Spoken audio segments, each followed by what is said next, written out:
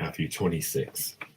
And it came about that when Jesus had finished all these words, he said to his disciples, "You know that after 2 days the Passover is coming, and the Son of Man is to be delivered up for crucifixion." And then the chief priests and the elders of the people were gathered together in the court of the high priest named Caiaphas. And they plotted together to seize Jesus by stealth and kill him. But they were saying, "Not during the festival, lest a riot occur among the people." Now when Jesus was in Bethany at the home of Simon the leper, a woman came to him with an alabaster vial of very costly perfume, and she poured it up on his head as he reclined at the table. But the disciples were indignant when they saw this and said, "Why this waste? For this perfume might have been sold for a high price and the money given to the poor." But Jesus, aware of this, said to them, "Why do you bother the woman? For she has done a good deed to me. For the poor you have with you always, but you do not always have me. For when she poured this perfume upon my body, she did it to prepare me for burial. Truly I say to you, wherever this gospel is preached in the whole world, what this woman has done shall also be spoken of in memory of her." Then one of the 12, named Judas Iscariot, went to the chief priests and said, "What are you willing to give me to deliver him up to you?" And they weighed out to him 30 pieces of silver. And from then on he began looking for a good opportunity to betray him. Now on the first day of the unleavened bread, the disciples came to Jesus, saying, "Where do you want us to prepare for you to eat the Passover?"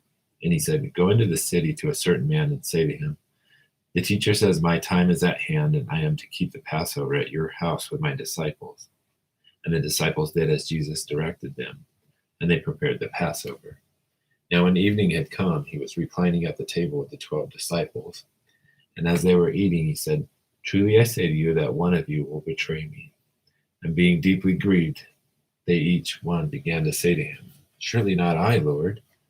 And he answered them, and he said, "He who dipped his hand with me in the bowl is the one who will betray me. The Son of Man is to go just as it is written of him. But woe to that man by whom the Son of Man is betrayed. It would have been good for that man if he had not been born." And Judas, who was betraying him, answered and said, "Surely it is not I, Rabbi."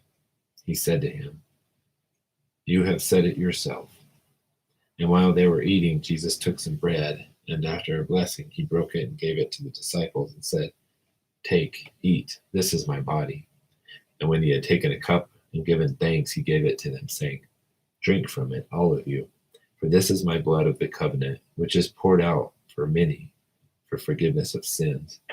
But I say to you, I will not drink of this fruit of the vine from now on until the day when I drink it new with you in my Father's kingdom." And after singing a hymn, they went out to the Mount of Olives.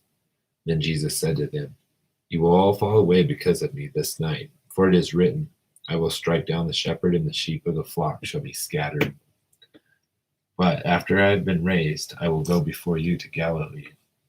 But Peter answered and said to him, "Even though all may fall away because of you, I will never fall away."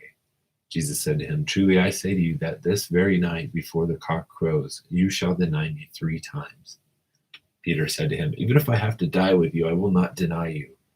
All the disciples said the same thing too. Then Jesus came with them to a place called Gethsemane and said to his disciples, "Sit here while I go over there and pray." And he took with him Peter and the 2 sons Zebedee, and began to be grieved and distressed. And then he said to them, "My soul is deeply grieved to the point of death. Remain here and keep watch with me." And he went a little beyond them and fell on his face and prayed, saying, "My Father, if it is possible, let this cup pass from me. Yet not as I will, but as thou wilt." And he came to the disciples and found them sleeping, and said to Peter, "So you men could not keep watch with me for 1 hour? Keep watching and praying that you may not enter into temptation. The spirit is willing, but the flesh is weak." He went away again a second time and prayed, saying, "My Father, if this cannot pass away unless I drink it, thy will be done." And again he came and found them sleeping, for their eyes were heavy. And he left them again and went away and prayed a third time, saying the same thing once more. Then he came to the disciples and said to them, "Are you still sleeping and taking your rest? Behold, the hour is at hand, and the Son of Man is being betrayed into the hands of sinners. Arise, let us be going. Behold, the one who betrays me is at hand. And while he was still speaking, behold, Judas, one of the 12, came up, and accompanied by a great multitude with swords and clubs from the chief priests and elders of the people. Now he who was betraying him gave them a sign, saying, Whomever I shall kiss, he is the one, seize him. And immediately he went to Jesus and said, Hail, Rabbi, and kissed him. Jesus said to him, Friend, do what you have come for. Then they came and laid hands on Jesus and seized him. And behold, one of those who were with Jesus reached out and drew his sword and struck the slave of the high priest and cut off his ear. Then Jesus said to him, Put your sword back into its place, for all those who take up the sword shall perish by the sword. Or do you think that I cannot appeal to my Father, and he will at once put at my disposal more than 12 legions of angels? How then shall the scriptures be fulfilled, that it must happen this way? At that time Jesus said to the multitudes, Have you come out with swords and clubs to arrest me as against a robber? Every day I used to sit in the temple teaching, and you did not seize me. But all this has taken place that the scriptures of the prophets may be fulfilled. Then all the disciples left and fled. And those who had seized Jesus led him away to Caiaphas, the high priest, where the scribes and the elders were gathered together. But Peter also following him at a distance as far as the courtyard of the high priest, and entered in, and sat down with the officers to see the outcome. Now the chief priest and the council kept trying to obtain false testimony against Jesus in order that they might put him to death. And they did not find any, even though many false witnesses came forward. But later on, two came forward and said, This man stated, I am able to destroy the temple of God and to rebuild it in 3 days. And the high priest stood up and said to him, Do you make no answer? What is it that these men are testifying against you? But Jesus kept silent. And the high priest said to him, I adjure you by the living God that you tell us whether you are the Christ, the Son of God. Jesus said to him, You have said it yourself. Nevertheless, I tell you, hereafter you shall see the Son of Man sitting at the right hand of power and coming on the clouds of heaven.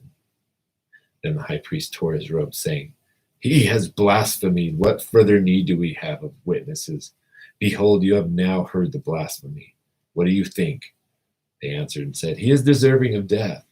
And they spat in his face and beat him with their fists, and others slapped him and said, Prophesy to us, you Christ. Who is the one who hit you?